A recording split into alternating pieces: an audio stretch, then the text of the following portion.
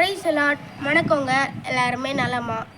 இப்போ நம்ம என்ன பார்க்க போகிறோன்னா, வேதாகமத்தில் கவலையை போக்கும் வசனங்கள்.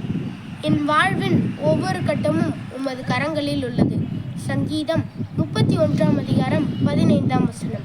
என் கண்கள் எப்பொழுதும் ஆண்டவரை நோக்கியே இருக்கும். அவரே என் கால்களை வலையிலிருந்து விடுவிப்பார். சங்கீதம் 25:15.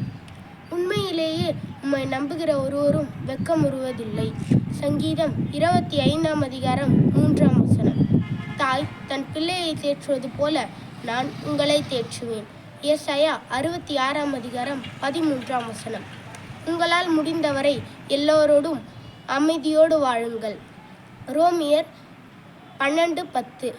ஆமேன். Praise Lord. வேதத்தை வாசியுங்க, நேசியுங்க, நித்திய ஜீவனை சுவாசியுங்க. நம்மளோட சேனலை சப்ஸ்கிரைப் பண்ணிக்கோங்க.